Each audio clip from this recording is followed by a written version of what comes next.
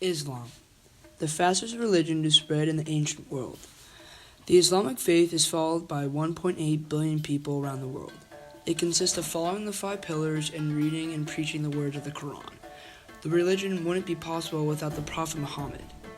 In this video, we will cover why Islam spread, who is Muhammad, and what is the impact Islam has on the modern world today.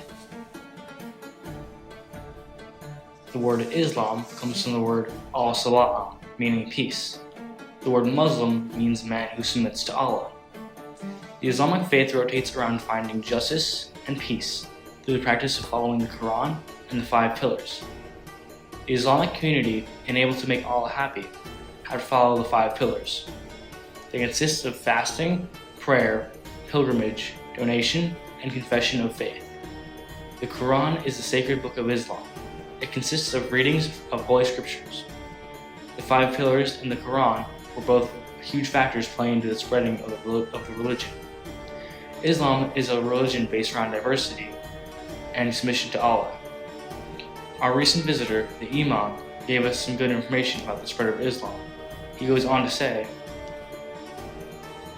even though Egypt had been ruled for Muslims for 1,000 years, close to 1,000 years.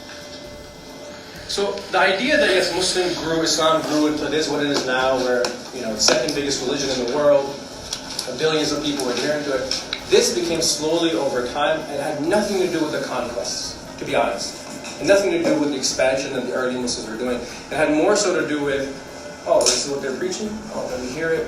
And then as when generation changes happened, slowly Islam grew as such. But Muslims are always, in many ways, are always a minority, even as a ruling class, which is very, very interesting when we further studies of that. You may be asking yourself, how could Islam be spread to so many people? Well, I'll tell you in just 3 words: trade in Mecca. Mecca, before becoming the center of Islamic religion, was a huge trading center in the Middle East. Preachers of Islam would spread what Islam was about to commerce and traders, along with the rich and the poor. The religion was spread to the Middle East, Europe, and Russia because of the trade routes that were connected to Mecca. In that time period, the usual operation, modus operandi at that time was you would have a king and rule over you. The king was good, you're lucky. The king was bad, you're unlucky. And that was kind of the operation. There's no concept of, standards for justice, right? If a king felt tomorrow that, I'm going I want to kill the third blonde in the family. Yeah, I'm sorry for you too. Who's the third blonde in the family? That's it. That's how it worked. So when Muslims come in, the Islam comes in, I would say, they kind of form a standard. You can't do this, you can't do that, you can't do this. When it comes to non-Muslims, they can practice their faith completely, but if they want to guarantee their safety, they have to pay a tax. Now, in modern day, that sounds barbaric. Why would you tax somebody for their belief system? But if you look at it from that time period, you can never have a civilization without taxation. You ever think about that? Have you ever had a civilization that never taxed anybody? The only way is you had a lot of money, a lot of wealth coming in. That was because you had wars, right? That's what happened. So in order to have this kind of taxation, they did it to people who were non-Muslims, or for example, Christians or Jews or Zoroastrians, were a big population then. Nowadays it looks kind of, barbaric or kind of discriminatory. But at that time, there was no concept of citizenship only based on the Arabian Peninsula, right? Later became that because people were corrupt. For example, I have no say. If I was born on this side of El Paso, Texas, or in this part of Mexico, my life would be completely different, with no choice of my own, right? I have no choice.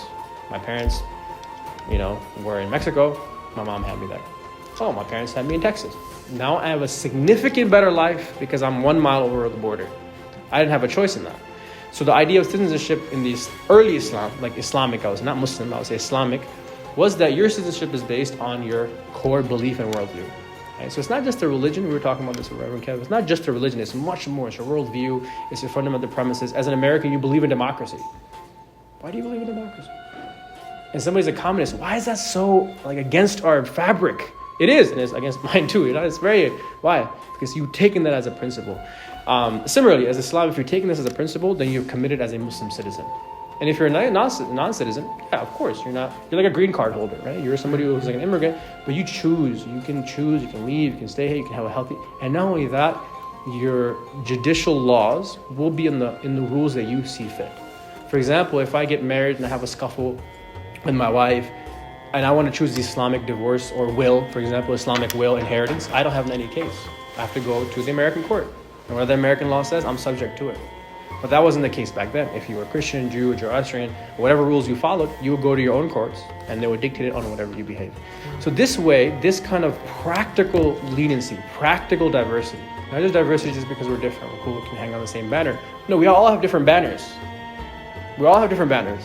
Right? Islam recognized that, the Muslims recognize that, and you can do what you want to do. I think this was very, very captivating for a lot of the non-Muslims at that time. And they were saying this seems to be better. And also, you can't, when Islam became an empire, Muslims became empire, leaders became more drunk, Muslims became more decadent, they would have harems, and there were just poetry was about women, just became decadent. Then it became like any other empire did. And I think making that distinction is very, very important. And not to kind of conflate them is very, very important. The Prophet Muhammad was born in 570 AD in the village of Hashmit. At the age of 5, Muhammad was orphaned when his father died, and was sent to live with his relatives in an oasis where he could visit his dead father. When he was dropped off by his mother, she unfortunately died on the way back to Muhammad's home village. Then Muhammad was sent to live with his grandfather, Abdul al-Muttalib. In 578 AD, his grandfather passed away at the age of 8 and was sent to live with his uncle Abu Talib. As the years went on and Muhammad reached his teenage years, he began to work as a shepherd to help with his uncle, but sometimes would come back to Mecca accompanied by his uncle, would help with trade caravans. It's believed that Muhammad also walked great distances just to see the world. People realized what kind of a person he was and nicknamed him Al-Amin, the one you can trust.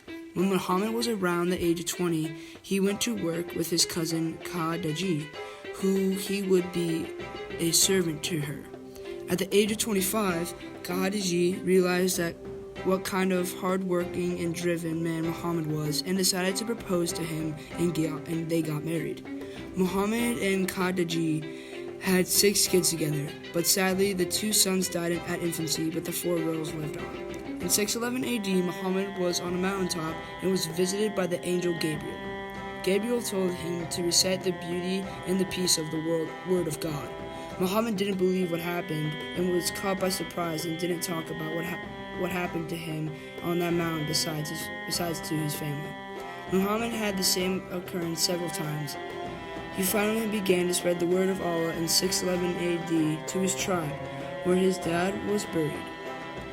Muhammad's religious preachings were a monotheistic way of following one God. One of the more major things that the Muslims had advanced the knowledge and ideas on is the field of medicine and health. The person that was behind some of the more major leaps and advancements was Ibn Sina, who lived from 980 to 1037 AD. Known as the Avicenna in the West, and he made great contributions to philosophy, mathematics, and especially medicine. His Arabic book, The Canon of Medicine, was so influential that scientists used the book for hundreds of years. It talked about how to properly quarantine a patient with an illness that is easily spread, and it also talks about something that is crucial in today's day and age: how to properly test new medicine. During the medieval period, Muslim doctors were the first to use the antimony, a metal, for its medicinal purposes. Why did the Muslims have such an impact on knowledge and ideas that are still in effect today? The main reason is because the Quran itself encourages the accumulation of knowledge. The texts are what they follow, and they do as it says. The people are encouraged to learn and grow. The Quran is something that can be interpreted in many ways. Philosophers, priests, and normal people can argue certain points in the Quran. In order to argue a certain point or idea, you need to have knowledge on that subject and a firm belief in your idea. There are many ideas and arguments in the Islamic faith, but the most prominent is the argument that encircles the whole religion: the Sunnis and the Shias. They are the 2 main sects of Islam, and they've been fighting and arguing over their beliefs and ideas for a very long time. The two sects came into view not long after the death of Muhammad in 632 AD. So what did the Sunnis and the Shias believe in? Well, the Sunnis believe that Muhammad has no rightful successor or heir. They believe that the religious leaders should be voted on, and it is the people's decision who leads the religion. When Muhammad died, they chose his closest friend and advisor, Abu Bakr, to be the successor. Shias believe that only Allah, the God of the Islam faith, can select religious leaders, and they believe that all successors must be direct descendants of Muhammad's family. They maintain that Ali, Muhammad's cousin and son-in-law, was the rightful heir to the leadership of the Islam religion after Muhammad's death. The Sunnis and the Shias have even slightly different praying methods with slight variations. For example, Shias will stand with their hands at their sides, while Sunnis will put their hands on their stomachs. During prayer, the Shias use a small clay tablet or turba that they place on the ground when praying, they place their foreheads on. Whereas the Sunnis, since they believe that neither Muhammad nor his followers carried a clay tablet, they use a mat instead. From the incredible mathematical equations to the peaceful preachings of the Quran, Islam spread because the 5 pillars, Muhammad's way of speaking and the way he taught many people, the Meccan trade routes where the word of Allah was spread along the roads, and the people that were looking for a new hope of life and maybe a new fulfillment through religion.